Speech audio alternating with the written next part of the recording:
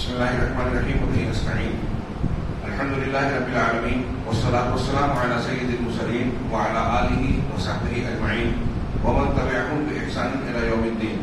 أعوذ بالله من الشيطان الرجيم. بسم الله الرحمن الرحيم. يا أيها الذين آمنوا أوفوا بالعقود. محترم حاضرین، کل کی مجلس میں ہم لوگوں نے سورہ مائدہ کی کچھ باتیں، اس کے بعض موضوعات کا تذکرہ کیا تھا. یہ کلام کا سلسلہ جاری ہے. نمبر 4 پر تذکرہ ہوا تھا کہ اس صورت میں کئی عبادات کا ذکر ہے اور اس سے متعلق کچھ احکامات اور مسلمانوں کو کچھ ہدایات دی گئی ہیں.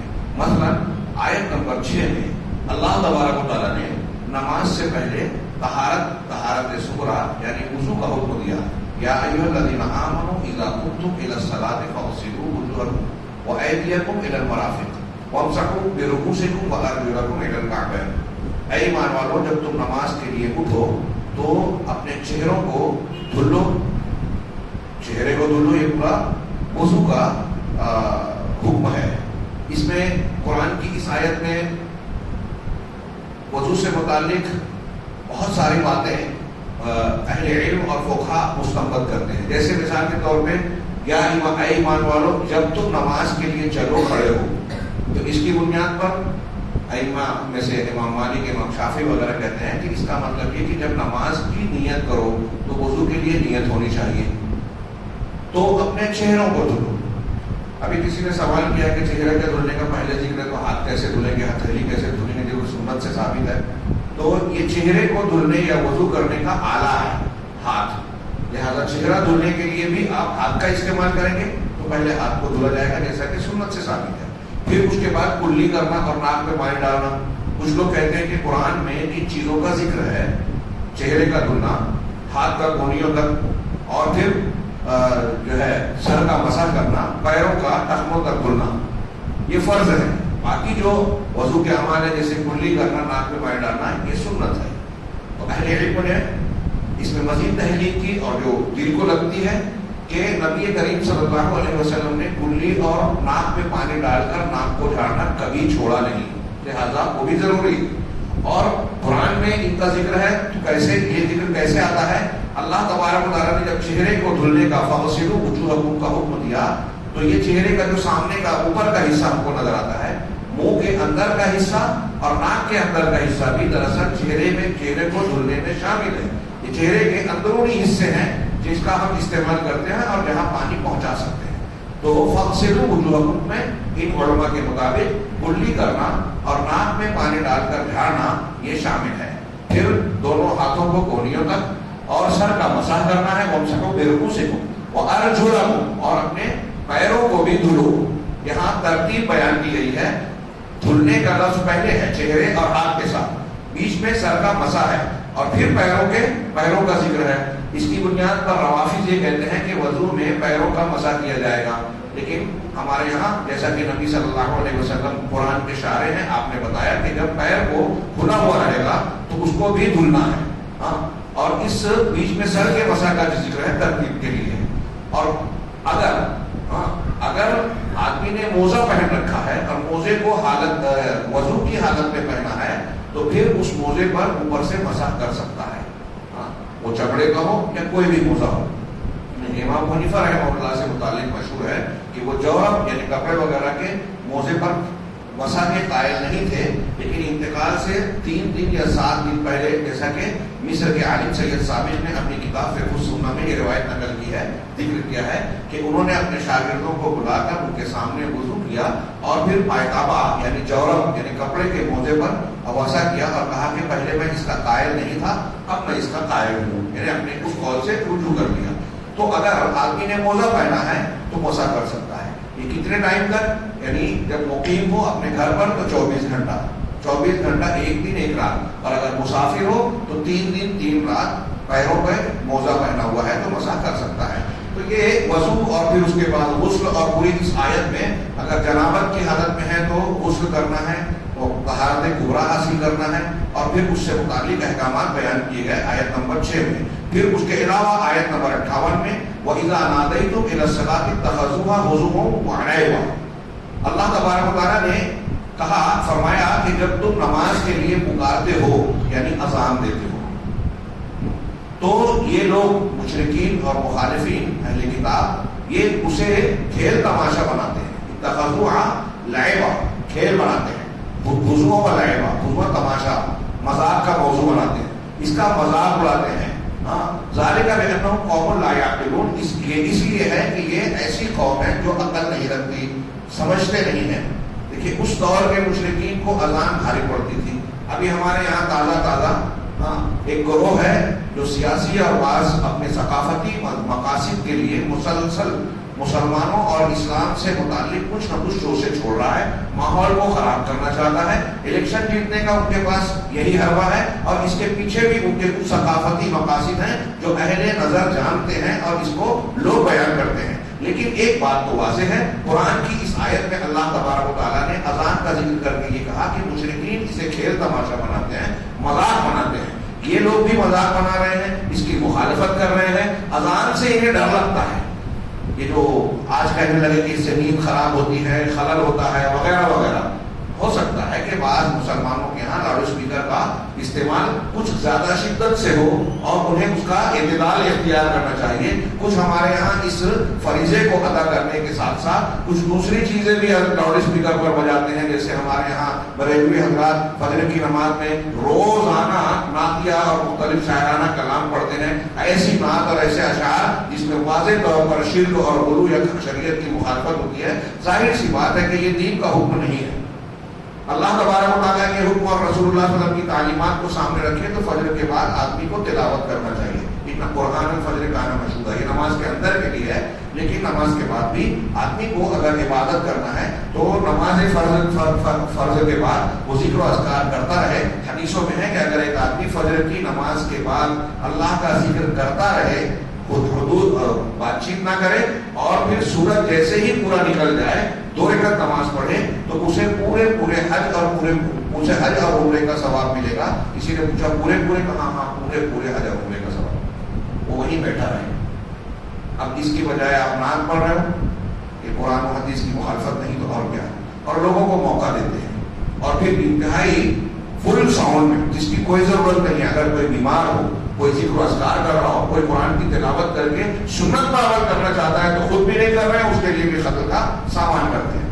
بہرحال میں یہ عرض کرنا چاہتا ہوں کہ یہاں اذان سے متعلق یہ بات کہی گئی ہے، اور یہ اس دور کے مشرکین کے لیے بھی مذاق کا موضوع تھا، آج بھی اسے جو ہے اختلاف اور فرقہ وارانہ ماحول کو بگاڑنے کے لیے ایشو بنایا جا رہا ہے۔ اس سلسلے میں مسلمانوں کے بڑوں کو حکمت و مصلحت کے ساتھ بہت ہی سوجھ بوجھ کے ساتھ کام کرنا چاہیے، اور اذان کا شعار یہ اسلام کا ایک شعار ہے، اللہ تبارک و تعالیٰ کی وحدانیت کا آوازہ بلند کرنا ہے۔ اور ایسا اگر آپ غور کریں، بعض لوگوں نے یہ تحقیق پیش کی کہ آپ اذان کا یا نماز کا جو شیڈول دیکھیں گے تو غور کریں تو پوری دنیا میں، اپنے ہندوستان میں ہی دیکھیے اوقات کا فرق پڑتا ہے۔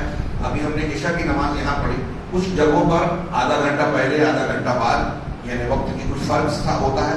ایسے جیسے طول البلد اور عرض البلد کا فرق ہوتا ہے، کچھ منٹوں کا فرق ہوتا چلا جاتا ہے، اور یہ دورانیہ اس طرح سے تبدیل ہوتا ہے کہ لوگوں نے کہا کہ 24 گھنٹے میں کوئی وقت شاید ہی ایسا ہوتا ہو جب دنیا میں اللہ کے ان شہادتین وغیرہ کی آواز، اللہ کی تکبیر اور بڑائی کا کلمہ اللہ اکبر یہ بلند نہ ہوتا ہو۔ اس طریقے سے پوری دنیا میں ہر وقت کہیں نہ کہیں اذان ہوتی رہتی ہے، اللہ کی تکبیر کی آواز گونجتی رہتی ہے۔ یہ فطرت کی آواز ہے، اسے کوئی چاہے بھی تو انشاءاللہ روک نہیں سکتا۔ تو بہرحال ایک یہ بات۔ دوسرا اس ضمن میں ایک بات ہے کہ دیکھیے جب تم نماز کے لیے پکارتے ہو، یہاں اذان نہیں بتائی گئی، اذان کے کلمات، طریقے اور احکامات نہیں بیان کیے گئے۔ اس آیت سے یہ پتہ چلا کہ رسول اللہ صلی اللہ علیہ وسلم اور صحابہ کرام جس طریقے سے نماز کے لیے اذان دیتے تھے، اللہ تعالیٰ اس کی تائید کر رہا ہے۔ وہ اذان قرآن میں نہیں ہے۔ اب جو لوگ یہ کہتے ہیں، مسلمان کہلانے والے کچھ لوگ، کہ ہم کو صرف قرآن کافی ہے، اللہ کے رسول کی حدیثیں ہمارے لیے ضروری نہیں ہے، انکار حدیث کرتے ہیں، یا رسول اللہ صلی اللہ علیہ وسلم کی ضرورت سے انکار کرتے ہیں، وہ لوگ قرآن کو بھی نہیں مانتے۔ قرآن کہہ رہا ہے جب تم نماز کے لیے پکارتے ہو، کیسے پکارتے ہو؟ یہ منکرین حدیث بتائیں کہ قرآن سے بتائیں کہ اذان کیسے دی جائے گی۔ ظاہر سی بات ہے کہ اس کے لیے رسول اللہ صلی اللہ علیہ وسلم، یہ اللہ تعالیٰ جس کا ذکر کر رہا ہے، تو مسلمان جس طریقے سے پکارتے تھے گویا اللہ تعالیٰ اس کی تائید کر رہا ہے، توثیق کر رہا ہے قرآن سے، اگرچہ وہ کلمات اس کی تفسیر قرآن میں موجود نہیں ہے۔ آگے ہم پڑھتے ہیں، اسی طریقے سے اللہ تبارک و تعالیٰ نے آیت نمبر 94-95 میں شکار سے متعلق احکامات بیان کیے۔ یا ایھا الذین آمنوا لیبلونکم اللہ بشیء من الصید، خاص طور سے احرام کی حالت میں، حج اور عمرے کی حالت میں جب وہ ایک مسلمان ہو تو اس حالت میں شکار سے متعلق کیا احکام ہے، تو اللہ تعالیٰ نے کہا کہ تم کو شکار سے متعلق اللہ تبارک و تعالیٰ آزمائے گا۔ اور پھر آگے آیت میں فرمایا یا ایھا الذین آمنوا لا تقتلوا الصید وانتم حرم، تم اے ایمان والو شکار کو نہ مارو اس حالت میں کہ تم احرام کی حالت میں ہو۔ یہ احکامات عبادات سے متعلق ہیں۔ نمبر 5 سورہ مائدہ کے موضوعات میں الحکم والقضاء والشہادات، اس آیت میں، اس صورت میں فیصلہ، قاضی کی عدالت میں کیسے فیصلے کیے جائیں، قضاء یعنی یہی دو جھگڑا کرنے والوں کے درمیان کیا معاملہ طے کیا جائے، فیصلہ کیا جائے، شہادات اور گواہی کیسے قبول کی جائے، گواہی کیسے دی اور کیسے لی جائے، اس کے بھی احکامات بیان کیے ہیں۔ آیت نمبر 8، آیت نمبر 33، 34، 38، 42 سے 50 تک۔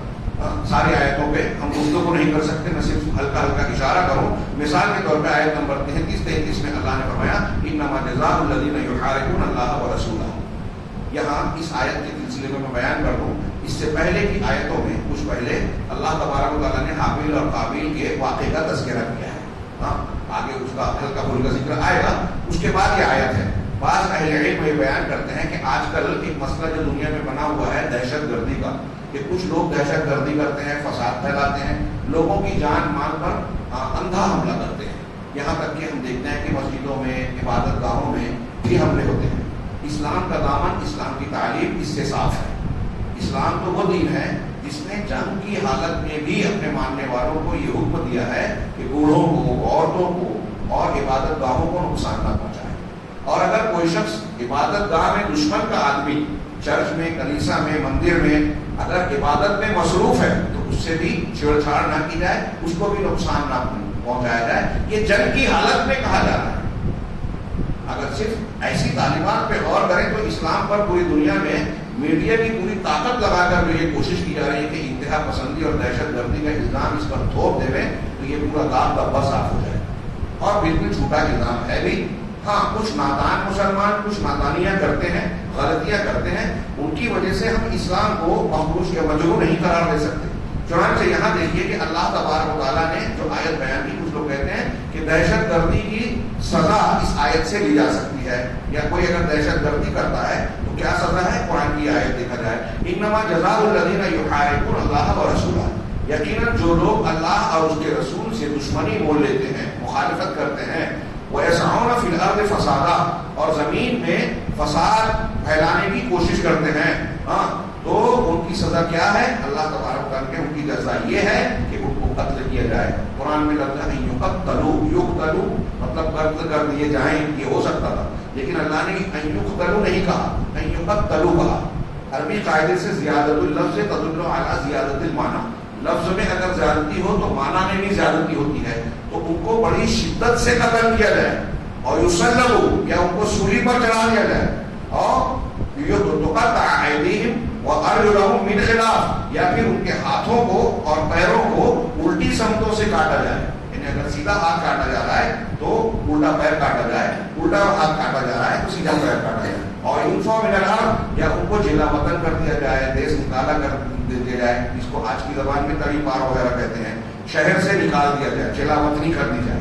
تو یہ سزا ان کی سنائی اللہ تبارک و تعالیٰ نے، جو اللہ اور اس کے رسول سے دشمنی بولے، زمین میں فساد پھیلائیں، اس میں بم دھماکہ کرنا، بے گناہوں کو قتل کرنے والے آ گئے۔ اسی طریقے سے اللہ تبارک و تعالیٰ نے ارشاد فرمایا وَمَن يَتَوَلَّ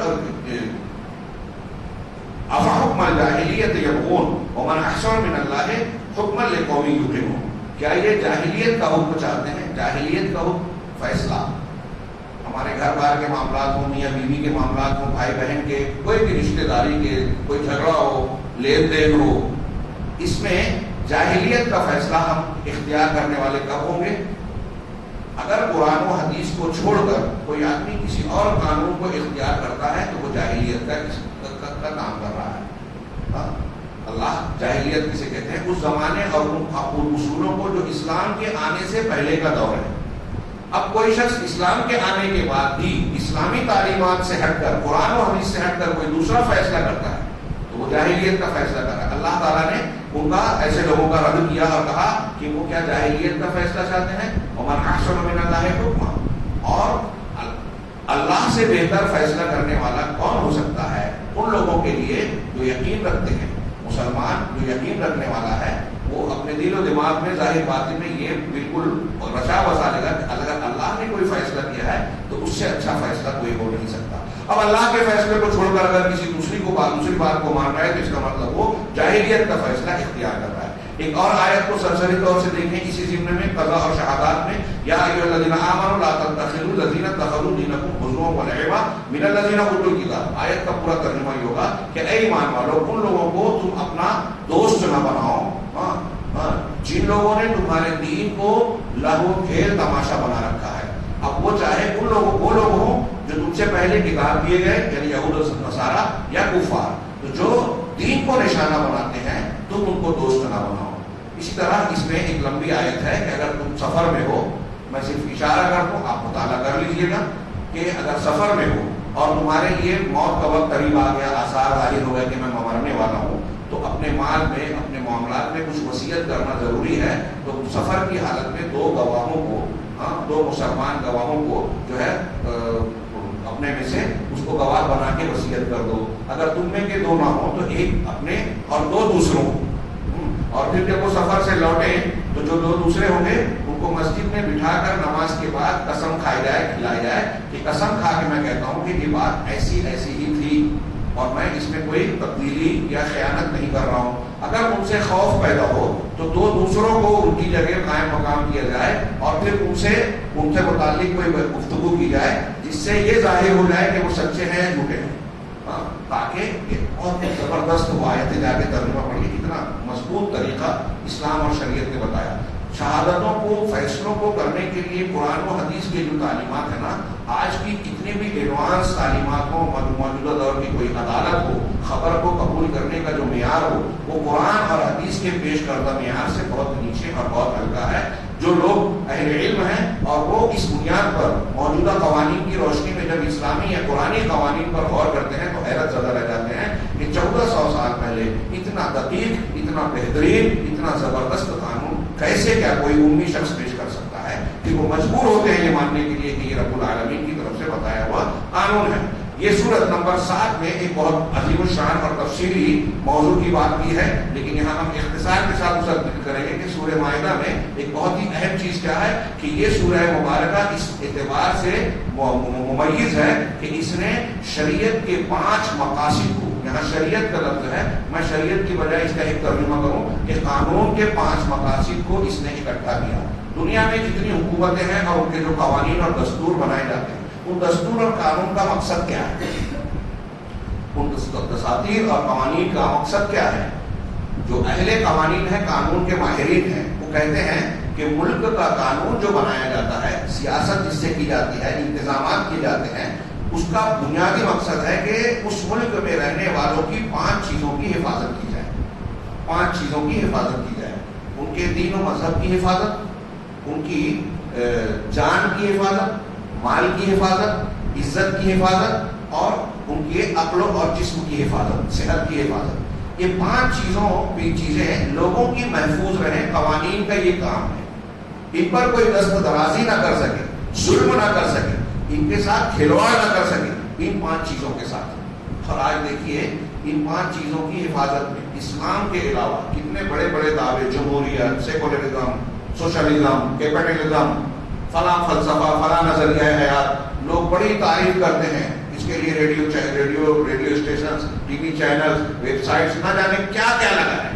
مغربی قوانین کی جو ہے خوب تعریف کرتے ہیں. لیکن آپ دیکھیے دنیا کے پورے کسی بھی ملک میں جا کے آج کے زمانے میں تو ہر چیز کی سروے اور ہر چیز کی رپورٹ ملتی ہے کہ کہاں کتنے قتل ہوئے اس سال میں، کتنے جانے گئے، کتنے زنا ہوئے، کتنے، یہ آن ریکارڈ جو چیزیں آتی ہیں پولیس کے پاس مقدمات کی شکل میں، وہ ساری چیزیں آن ریکارڈ مل جائیں گی. جو نہیں آتی وہ چھوڑ دیجیے. تو کچھ ملکوں کی رپورٹیں جو آتی ہیں کہ ہر منٹ پہ ایک قتل ہوتا ہے, ہر آدھے منٹ پہ ایک زنا, کسی کی عزت ٹوٹ جاتی ہے. کئی ملک ایسے ہیں کہ اگر وہاں کوئی جوان لڑکی اگر نکلتی ہے گھر سے تو اسے اس بات کا یقین نہیں ہوتا کہ وہ صحیح سلامت محفوظ حالت میں واپس آئے گی. لوگوں کے پیسے محفوظ نہیں ہیں, چوریاں ہوتی ہیں, اور کیا کیا. خود ہمارے ملک میں کتنے بڑے بڑے دعوے کیے جاتے ہیں, لیڈر جب یہ دعوے کرتے ہیں, پیش کرتے ہیں کہ ہماری حکومت ایسی ہے ویسی ہے, تو ایسا لگتا ہے کہ راوی ہر طرف چین دکھ رہا ہے. لیکن کتنی پریشانیاں ہیں, کتنے پرابلمس ہیں, کتنے مسائل ہیں عوام کے لیے, غریبوں کے لیے, مڈل کلاس کے لیے, یہاں تک کہ بڑوں کے لیے. کون سا شعبہ ہے زندگی کا جو مسائل سے دو چار نہیں؟ یہاں کسی کا لوگوں کا مذہب محفوظ ہے. ابھی اذان پہ اعتراض چل رہا ہے. حجاب کا معاملہ آپ کے یہاں اس اسٹیٹ میں ہوا ہے, دوسری اسٹیٹ میں زیر مقدمہ ہے, ابھی کورٹ میں معاملہ چل رہا ہے, اور حلال گوشت کی بحث چل رہی ہے. ایسے اسلامی شعائر قربانی آتی ہے تو وہاں اس کی مخالفت کی جاتی ہے. ایک اسلامی شعائر کو انجام دینے کے لیے رکاوٹ ہے. مسلمان کتنی دقتیں پریشان. تو ہمارا مذہب یہاں محفوظ ہے کیا؟ مسجدیں محفوظ ہیں کیا؟ مسجد توڑ دی گئی, فیصلہ بھی کر دیا گیا, پوری دنیا جانتی ہے, غیر مسلم بھی جانتا ہے, عدالت اور کورٹ بھی جانتے ہیں کہ اس فیصلے میں جو فیصلہ کرنے کے جو اصول و ضوابط ہے, انصاف کے تقاضوں کی تکمیل نہیں کی گئی, لیکن فیصلہ کر دیا گیا. اب یہ دنیا کے قوانین کا معاملہ ہے, اور یہ قرآن کی تعلیمات کیا کہتی ہے. قرآن نے دین کو محفوظ رکھنے کا, یعنی یہ ایسی وضاحت کے ساتھ یہ 5 چیزوں کی حفاظت کی تعلیم دی ہے جو ہمیں اللہ کی شریعت اس جانب بتاتی ہے کہ اسلامی قانون جو ہے وہ انسانوں کے لیے دنیا آخرت ہی نہیں, دنیا کے معاملات کو سلجھانے, امن کو قائم رکھنے اور ہر حقدار کو اس کا حق دلانے کی ضمانت اور گارنٹی دیتا ہے.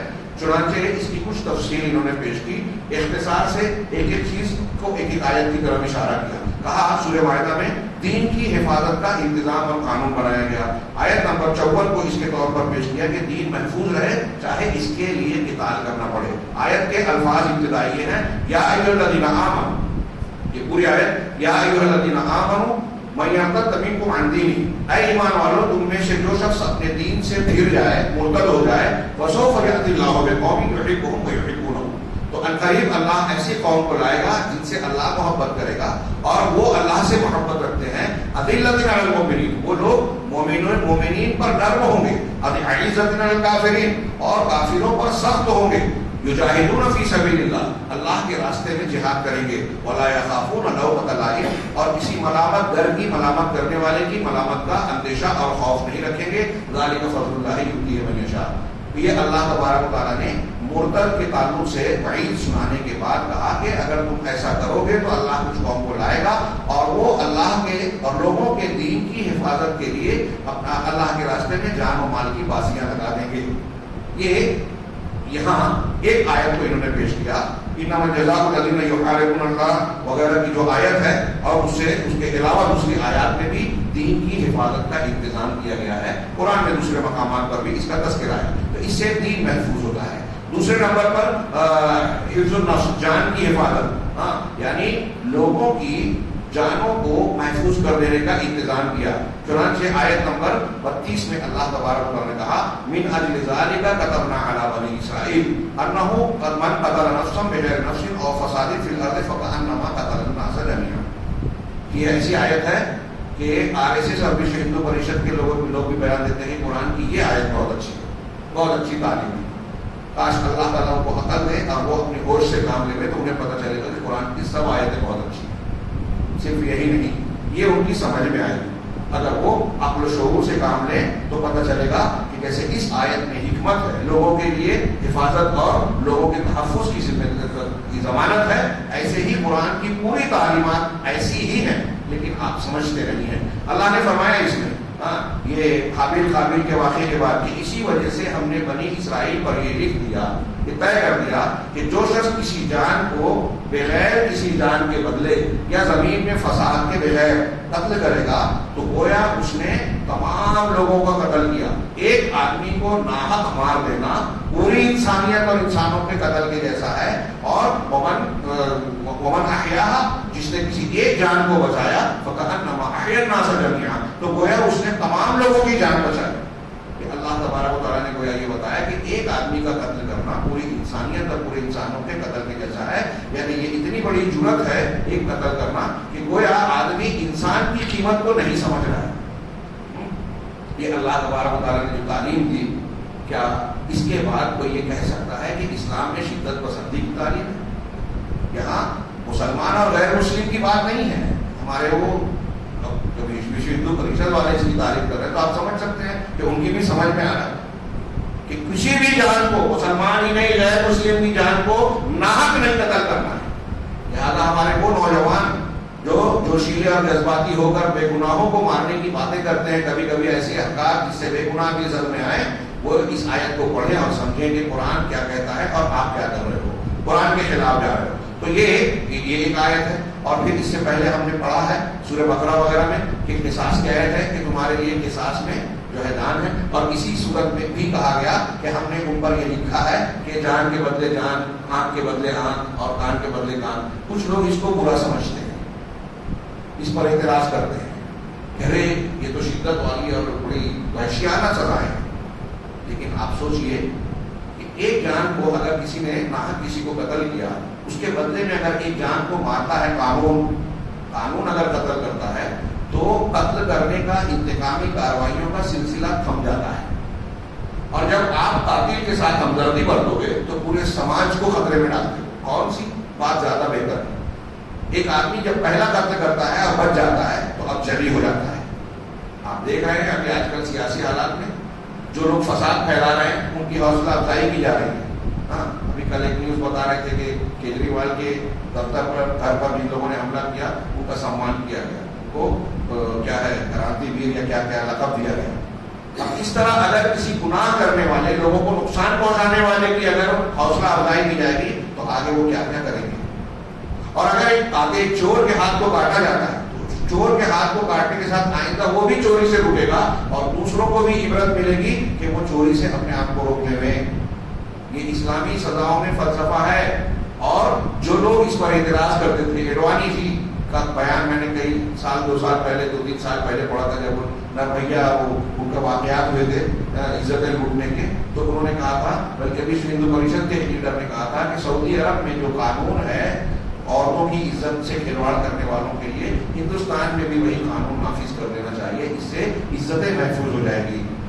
یہ جان کی حفاظت کا بھی جو انتظام اللہ نے کیا ہے وہ ان آیتوں میں لوگوں کی جان محفوظ ہو جاتی ہے. چوتھے نمبر پر, تیسرے نمبر پر حفظ العقل کی حفاظت.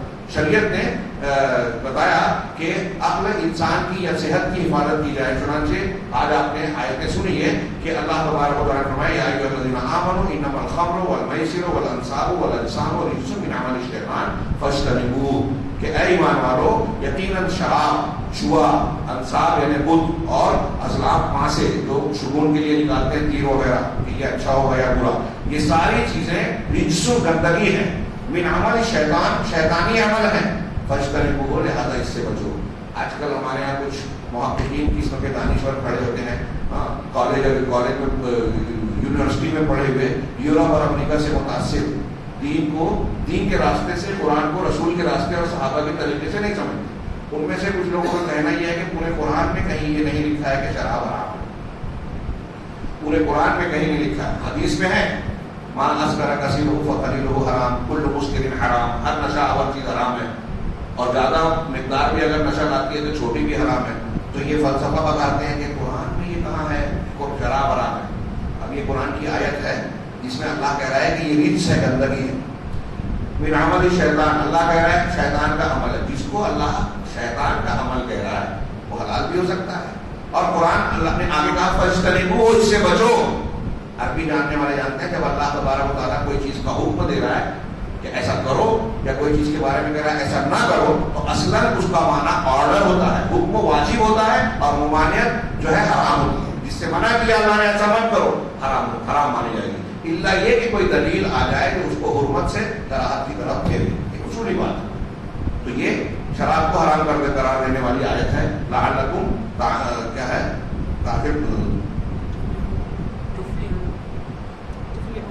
تفلحون, تاکہ تم کامیاب ہو جاؤ. کہ تم اس سے بچو تو تم کامیاب. اس کے آگے بھی اللہ نے فرمایا کہ انما یرید شیطان یہ چاہتا ہے کہ یوقع بینکم العداوۃ والبغضاء فی الخمر والمیسر، کہ شراب اور جوئے کے ذریعے سے تمہارے درمیان دشمنی اور ناچاکی پیدا کر دے، عداوت ڈال دے. یہاں علامہ ابن تیمیہ نے بڑے اچھے نقطے لکھے ہیں، بیان کیا اس آیت میں. دیکھیں کہ اللہ کہہ رہا ہے شیطان چاہتا ہے، مطلب انسان نہیں چاہتا جھگڑا. انسان وہ گناہ کرنا چاہتا ہے جس میں لذت ہوتی ہے، جھگڑے میں لذت نہیں ہے. تو شراب اور جوئے میں مزہ آتا ہے، تو اس مزے والا گناہ کراتا ہے شیطان، اور اس کو ذریعہ بنا کے مسلمانوں کی آپس میں دشمنی اور عداوت ڈالتا ہے. اس سے یہ بھی پتہ چلا کہ شراب کی لذت جوئے کی لذت سے بڑا گناہ ہے مسلمانوں کا آپس میں بغض اور عناد رکھنا. تب تو شیطان اس پر بس نہیں کرتا، اس کو ذریعہ بنا کے اس پہ ڈالنے کی کوشش کرتا ہے. پھر آگے اللہ نے فرمایا کہ یہ تم کو اللہ کے ذکر سے روکتا ہے اور نماز سے روکتا ہے، تو کیا تم اب اس سے باز نہیں آؤ گے؟ اب تم اس سے رکو گے نہیں. اللہ تبارک و تعالیٰ یہ عقل کی شراب جو ہے جب نشہ آدمی کرتا ہے تو اس کی عقل ختم ہو جاتی ہے. ایک آدمی اور ایک انسان میں اور جانور میں فرق کرنے والی چیز کیا ہے؟ عقل، شعور. جب آدمی شراب پی لیتا ہے تو اس کی عقل تھم جاتی ہے، تو اب وہ اور جانور دونوں برابر ہو جاتے ہیں. اسی لیے شراب کو ام الخبائث کہا جاتا ہے. شراب کی مذمت میں بہت کچھ کہا جا سکتا ہے. ایک واقعہ صحیح حدیث میں ہے، حضرت عثمان غنی سے روایت ہے کہ پچھلی قوموں میں ایک بڑا نیک آدمی تھا. ایک عورت بنی اسرائیل کی اس کو دیکھ کر فریفتہ ہو گئی، اس کو گناہ پر اکسانا چاہتی تھی. اس کو گرفتار کر کے اپنے گھر میں بلوائی. بڑی مالدار اور بااثر عورت تھی. تو اس نے کہا کہ تمہارے سامنے تین چیزیں، ایک بچہ ہے یا تو اسے قتل کرو، یہ شراب ہے یا تو یہ شراب پیو، یا ایک تیسری چیز پیش کی، یا میرے ساتھ بدکاری کرو، یا تو شراب پیو یا بدکاری. اس نے غور کیا تین آپشن میں سے کوئی ایک چیز کرنا پڑے گی ورنہ تم کو ہم چھوڑیں گے نہیں. تو اس نے سمجھا کہ ان تینوں گناہوں میں سب سے چھوٹا گناہ شراب پینا ہے. چنانچہ اس نے شراب پی لیا. شراب پی کے جب نشے کی حالت میں آ گیا تو اس بچے کو قتل بھی کیا اور اس عورت سے بدکاری بھی کی. تو شراب ام الخبائث ہے. جب اس کو پی لیتا ہے آدمی تو پھر کوئی بھی گناہ کر سکتا ہے، اس لیے کہ عقل ظاہر ہو جاتی ہے. عقل کی حفاظت کرنی ہے تو نشہ آور چیزوں کو حرام ہونا چاہیے. اسلام نے اسے حرام کیا. دنیا کے قوانین بھی اسے مانتے ہیں، لیکن ساتھ میں شراب بیچنے کے لائسنس بھی دیتے ہیں کہ اس سے ٹیکس ملتا ہے اور فائدہ ہوتا ہے. اسی طریقے سے یہ اس میں عزتوں کی حفاظت کی تعلیم بھی دی گئی ہے. اس سورے میں تحریم العلاقۃ بین الجنسین، دونوں جنس مرد اور عورت کے درمیان شادی کے بغیر اور شادی سے پہلے تعلق قائم کرنے کو شریعت نے حرام قرار دیا. آیت نمبر 5 میں جہاں پاکدامن مسلمان عورتوں اور اہل کتاب کی پاکدامن عورتوں سے شادی کی اجازت دی ہے، اسی میں آگے اللہ تعالیٰ نے فرمایا اذا آتیتموہن اجورہن، کہ جب تم ان کا مہر ان کو دے دو، محسنین، شادی کے ساتھ، شادی کرنے کے ساتھ، غیر مسافرین، ناجائز طریقے پہ علانیہ وہ زنا کرتے ہوئے نہیں، ولا متخذی اخدان، اور نہ چوری چھپے ان سے رشتہ اور تعلق قائم کرنے کے لیے. قرآن کی آیت بتا رہی ہے کہ ناجائز طریقے، شادی کے بغیر تعلقات نہیں ہونے چاہیے. شادی کے بغیر اس سماج میں مغرب اور یورپ میں آج جو کلچر چل رہا ہے ڈیٹنگ وغیرہ کی بنیاد پہ، ایک لڑکا اور ایک لڑکی راضی ہیں تو دنیا کا قانون کہہ رہا ہے کہ وہ مل کے رہ سکتے ہیں، 4 مہینہ 6 مہینہ بھی چاہے تو رہیں. ایک پارٹنر جو ہے ایک کمرے میں کرائے سے دونوں مرد اور عورت رہتے ہیں، ایک دوسرے کے معاونت کرتے ہیں اور ناجائز بغیر شادی کے جو ہے میاں بیوی کی طرح رہتے ہیں. جب تک جم رہی ہے رہ پھر اس کے بعد ختم. اس سے کیا کیا مسائل پیدا ہوئے ہیں. آج دیکھیے کہ اولاد الزنا پیدا ہو رہے ہیں. مرد اور عورت ایسی صورت میں ایک دوسرے کے ہمراز اور ایک دوسرے کے غمخوار اور جو ہے ہمدرد نہیں ہوتے. شادی ہوتی ہے تو ایک دوسرے کے دکھ درد میں شریک ہوتے ہیں. اور یہ جو ناجائز رشتہ ہے اس میں مطلب وہ پورا ہو گیا اور پہچاننا چھوڑ دیا. آج یہ گندگی اور یہ فحاشی کے سیلاب نے یورپ کے سماج کو کس قدر نقصان پہنچایا ہے. مختلف قسم کی اخلاقی، نفسیاتی، جسمانی بیماریاں. اگر کوئی وہاں جا کے دیکھے اور پوچھے کہ اس آزادی کی، جس کو آزادی کہتے ہیں، وہ آوارگی ہے، کیا ہوا؟ بہت سے لوگ خودکشی کر رہے ہیں، کچھ بیمار ہو جاتے ہیں، کچھ زندگی اور موت سے لڑتے ہیں. خیر بہت کچھ ہے، ہم آگے بڑھتے ہیں کہ آخری چیز مال کی حفاظت. اللہ تبارک و تعالیٰ نے اس میں حدود کو مشروع کیا تاکہ جو لوگ لوگوں کے مال کو ناجائز طریقے سے چھینتے ہیں یا چوری کرتے ہیں وہ اس بات سے ڈریں اور اپنے آپ کو اس ظلم سے محفوظ رکھیں. چنانچہ اس صورت میں ایک آیت ہے والسارق والسارقۃ فاقطعوا ایدیہما، چور اور چورنی ان دونوں کے ہاتھوں کو کاٹ دو، جزاء بما کسبا، ان کے کرتوت کے بدلے میں، ان کے بدلے کے طور پر نکال من اللہ کی طرف سے عذاب کے طور پر. اللہ عزیز الحکیم، اللہ قوی غالب اور حکمت والا ہے. مطلب اس کا یہ فیصلہ حکمت پر مبنی ہے. لوگوں کی سمجھ میں نہیں آتا، لوگ کو لگتا ہے کہ اس میں شدت ہے، لیکن حقیقت میں اس میں لوگوں کے لیے رحم ہے، مروت ہے. پورے سماج اور معاشرے کے مال کی حفاظت اسی سے ہو سکتی ہے. یہ موضوعات تھے. فوائد کو ہم اختصار کے ساتھ فوراً سمیٹ دیتے ہیں کہ فوائد اور لطائف کا ذکر کرتے ہوئے کہا کہ یہ قرآن کی پہلی صورت ہے جس نے مسلمانوں کو، جس کی شروعات مسلمانوں کو پکار کے ہوتی ہے یا ایھا الذین آمنوا سے. حضرت عبداللہ اور یہ پکار جو ہے قرآن میں کل 88 مقامات پر ہے. 88 جگہوں پر یا ایھا الذین آمنوا قرآن میں کہا گیا، اور ان میں سے صرف اس صورت میں سورہ مائدہ میں اللہ تبارک و تعالیٰ نے 16 مرتبہ یا ایھا الذین آمنوا کہہ کے پکارا ہے. پورے قرآن میں 88 اور اس میں 16. کیوں اللہ نے جب یہ پکارا؟ اس لیے کہ اس صورت میں بہت اہم احکامات ہیں. جہاں یا ایھا الذین آمنوا کہہ کے پکارتا ہے اللہ ہم کو اور آپ کو، تو وہاں اہم اور ایسے حکم دیتا ہے جو بڑی بنیادی اور محوری حیثیت رکھتے ہیں. حضرت عبداللہ ابن مسعود کہتے ہیں، نمبر 2 میں انہوں نے کہا، حضرت عبداللہ ابن مسعود کہتے ہیں جب بھی تم قرآن کا یہ جملہ سنو یا ایھا الذین آمنوا، اے ایمان والو، تو اپنے کانوں کو اس کی طرف لگا دو، پوری طریقے سے متوجہ ہو جاؤ، اس لیے کہ ہمارا رب العالمین ہم کو بھی پکار رہا ہے اور اہم مسئلہ جو ہمارے لیے مفید ہے اس کو بتا رہا ہے. اب یا تو اللہ تعالیٰ کوئی خیر بتائے گا جس سے ہمارا دنیا اور آخرت کا فائدہ ہوگا، یا کوئی شر بتائے گا جس سے منع کر کے دنیا اور آخرت میں ہم کو نقصان سے بچاتا ہے. نمبر 3 کہا کہ جب آپ غور کیجیے کہ کھانے پینے کی چیزیں جو ہے، کھانا انسان کی بنیادی ضروریات میں سے ایک ہے. کہتے ہیں نا روٹی کپڑا اور مکان، دنیا دار ہو، تو کھانا پینا انسان کی ضروریات کا ایک حصہ ہے. اور اللہ تبارک و تعالیٰ نے جب سورہ میں شروع میں کہا کہ اے ایمان والو عہد و پیمان پورا کرو.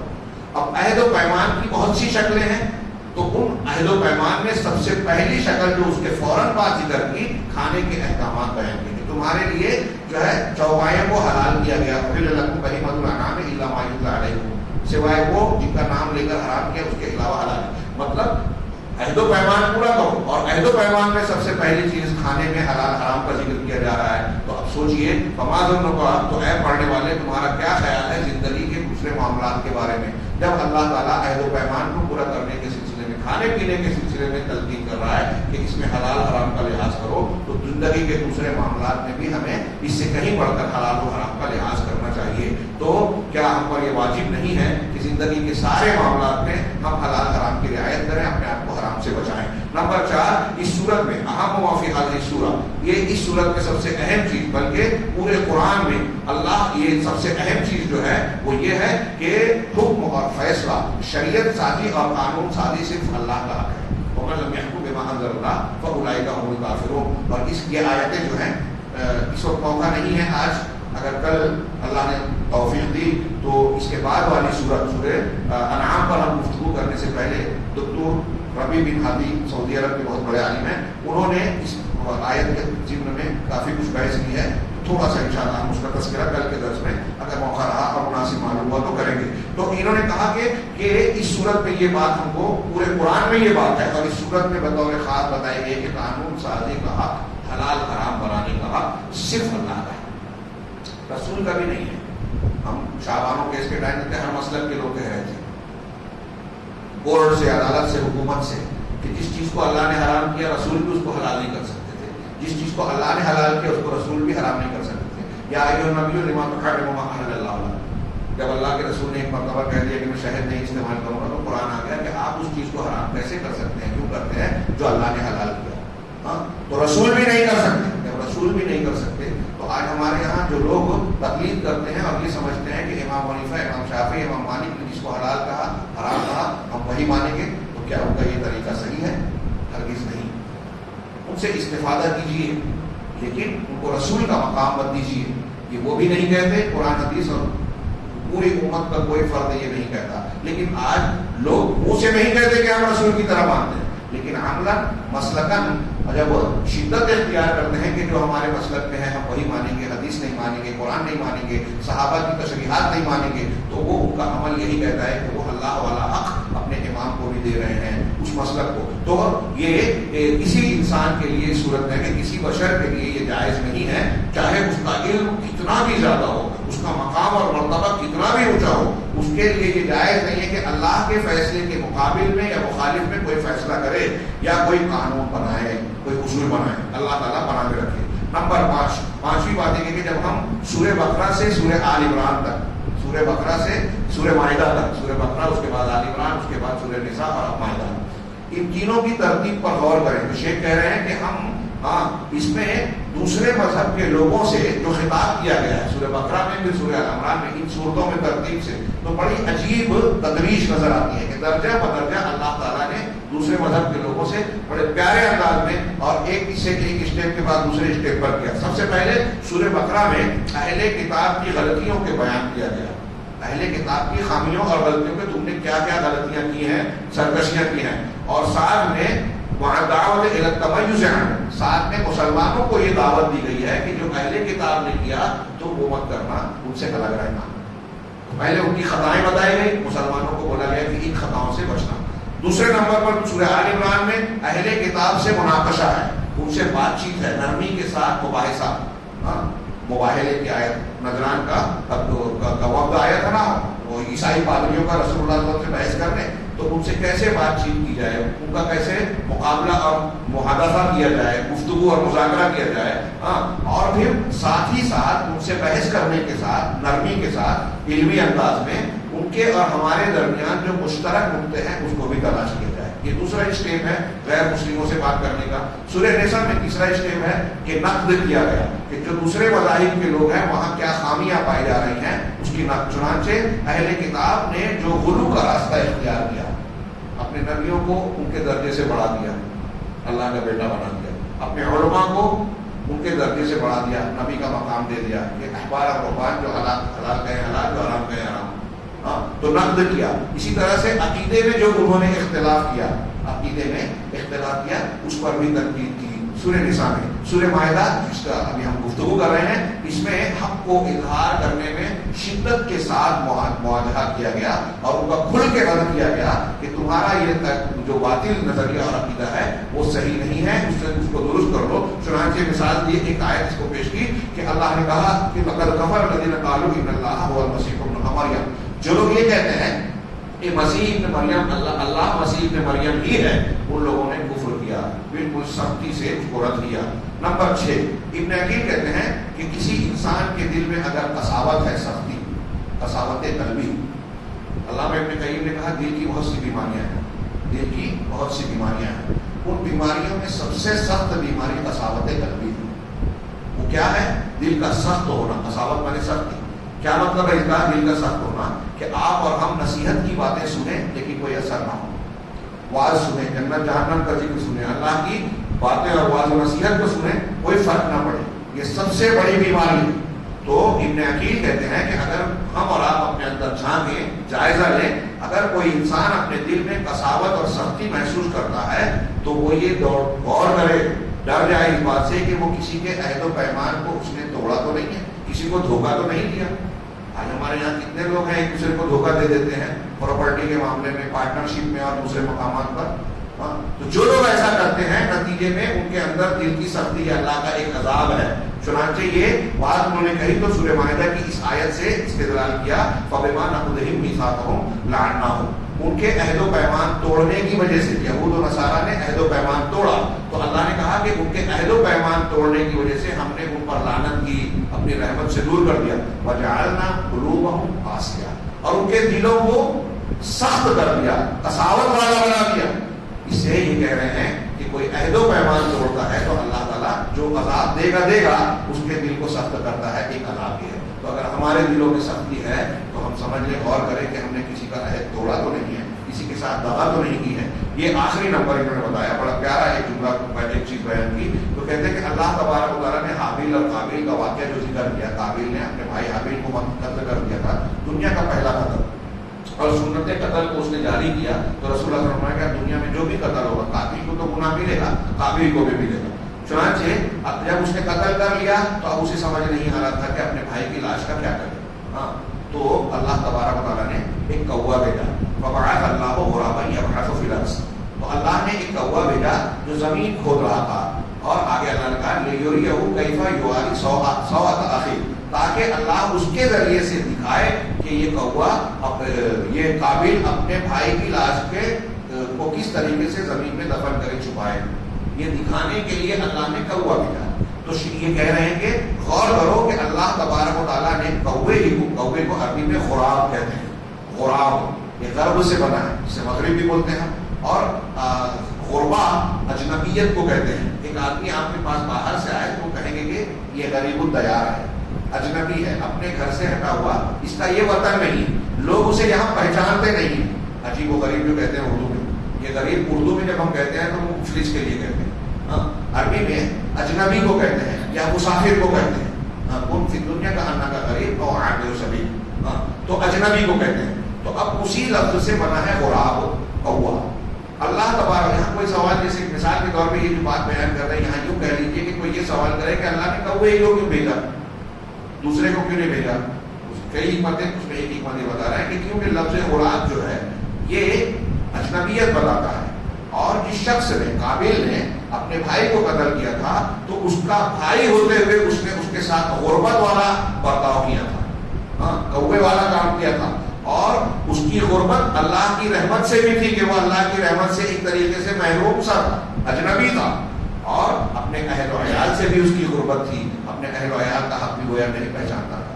تو جو شخص اپنے رشتے دار کے رشتے کو نہ سمجھ کر اس کے ساتھ زیادتی اس طرح کی کر رہا ہے تو اس کے اندر غراب کے مناسبت پائی جاتی ہے, کہ غربت پائی جاتی ہے. اور بعض دوسرے علماء نے یہ کہا کہ غراب جو ہے کوا ان 5 فاسق جانوروں میں سے, اللہ کے رسول نے 5 فواسق کا ذکر کیا ہے حدیث میں, صحیح حدیثوں میں ہے کہ ان 5 فواسق میں, فاسق جانوروں میں شامل ہیں جن کو نبی صلی اللہ علیہ وسلم نے حل اور حرم دونوں جگہ مارنے کا حکم دیا. اگر حرم میں کسی بھی جانور کو مارنا ممنوع ہے, آپ کسی جانور کو قتل نہیں کر سکتے. لیکن اللہ کے رسول نے حدیث میں کہا کہ 5 جانور اگر حرم میں بھی نظر آ جائیں تو اسے مار دو. سانپ, چیل, کوا اور الکلب عقور, کھانا کاٹنے والا, کتا پھاڑنے والا. اس میں شیر, چیتا, درندہ جو کسی انسان کو پھاڑ دے گا, نقصان پہنچا دے گا, سب آ جاتے ہیں. اسی طرح چھپکلی کو بھی کہا. تو ان جانوروں کو ہل میں بھی, یعنی عام جگہوں پر بھی اور حرم میں بھی ملے تو مار دینا چاہیے. ان میں سے ایک کوا ہے. چنانچہ جیسا کہ حدیث میں ہے جسے امام بخاری نے صحیح بخاری میں نقل کیا. اور ابن آدم قابیل کا جو عمل تھا, یعنی اپنے بھائی کو قتل کرنا, یہ بہت سب سے بڑا فسق تھا. شرک کے بعد بندوں میں ایک بڑا گناہ, بعض لوگوں نے کہا سب سے بڑا گناہ قتل کرنا ہے, ناجائز قتل کرنا, اور خاص طور سے کسی مسلمان کا. چنانچہ اللہ تبارک و تعالیٰ نے ایسے جانور کو اس کی طرف بھیجا جو اس کے عمل سے مناسبت رکھتا تھا, یعنی غراب کو بھیجا یہ بتانے کے لیے. یہاں ذکر میں ایک بات یہ بھی کہہ دوں کہ گویا یہ اللہ تعالیٰ کا ایک اور بھی انتظام ہے. یہ تو قتل اور بری چیز میں معاملہ تھا, بہت سارے زندگی کے معاملات میں, طب میں, دنیا کی چیزوں کے استعمال کے سلسلے میں کون سی چیز مفید ہے مضر ہے, اس سلسلے میں اللہ تعالیٰ نے انسانوں کو تعلیم دینے کا جو انتظام کیا ہے اس میں بہت ساری چیزیں انسان جانوروں سے سیکھتا ہے. آپ اطباء, پرانے جو حکیم اور حکماء ہیں, جڑی بوٹی کا علم رکھنے والے, ان سے پوچھیے تو آپ کو پتہ چلے گا کئی چیزیں ان لوگوں نے جانوروں سے سیکھی. بھائی نیولے اور سانپ کی لڑائی میں دیکھا کسی حکیم نے کہ نیولے کو جب سانپ نے ڈس لیا تو دوڑ کے گیا وہ ایک خاص پودا, گوما وغیرہ کہتے ہیں یوپی میں, اس پودے کو کی پتیاں کھائی. تو اس سے اس کو پتا چلا کہ سانپ کا زہر اگر ہمارے جسم میں انجیکٹ ہو جائے, چلا جائے, تو اس کے علاج کے لیے گوما کی پتی یا اس کا رس استعمال کرنا چاہیے. ایک پرندوں کو ایک حکیم نے دیکھا کہ وہ پانی پر دریا کے کنارے ٹوٹی کشتی پہ آ کے بیٹھا, اپنی چونچ سے پانی لیا اور اپنے مقام پہ ڈالا, اور پھر اس کے بعد اس کو تھوڑی دیر کے بعد پخانا ہوا. تو پتا چلا کہ پانی ڈالنے سے اگر پخانا کسی کا رکا ہے تو وہ ہو جائے گا. چنانچہ یہ انیما اور بکنا عربی میں کہتے ہیں, اس کا سسٹم جانوروں سے لیا. کسی نے دیکھا کہ سانپ کو کہ وہ دھنیے کا پودا, ہمارے یہاں مراٹھی والے کوتمیر کہتے ہیں, دھنیے کا کہ پودے پر وہ آنکھ رگڑ رہا ہے, تو اس سے پتا چلا کہ یہ دھنیا آنکھ کے لیے مفید ہوگا, اسی لیے اللہ تعالیٰ اس کو فطری پھل کشمیری جو بنتا ہے دھنیے سے, آنکھ کے لیے, دماغ کے لیے مفید ہوتا ہے. ایسی اور بھی بہت ساری چیزیں اللہ نے جانوروں کے ذریعے سے. یا جدید سائنس والے کچھ جانوروں کے عمل کو دیکھ کر بڑے جو بند بناتے ہیں, پہلے سیدھا بند بنتا تھا, اب اس کو راؤنڈ بناتے ہیں, کیونکہ ایک جانور کو دیکھا کہ پانی کے روکنے کے لیے وہ راؤنڈ چیزیں لکڑیاں لگا کے بناتا ہے, اس سے پانی کا بہاؤ پھیل جاتا ہے. انجینئروں نے کہا کہ یہ زیادہ مضبوط ہوتا ہے اور پانی کے بہاؤ کو جھیلنے کی اس میں طاقت اور क्षमता بڑھ جاتی ہے. ایسے اللہ تبارک و تعالیٰ کا یہ انتظام بھی ہے کہ اس نے جانوروں کے ذریعے سے بہت سی چیزیں ہم کو سکھانے کا انتظام کیا. یہ سورہ مائدہ سے متعلق چند باتیں عرض کی تھی. آئندہ ہم اگلے درس میں اگلے جائیں گے. اگر مناسب معلوم ہوا تو اس کی ایک دو آیتوں کے ذریعے سے شروعات کریں گے. اللہ تعالیٰ ہمیں قرآن سمجھنے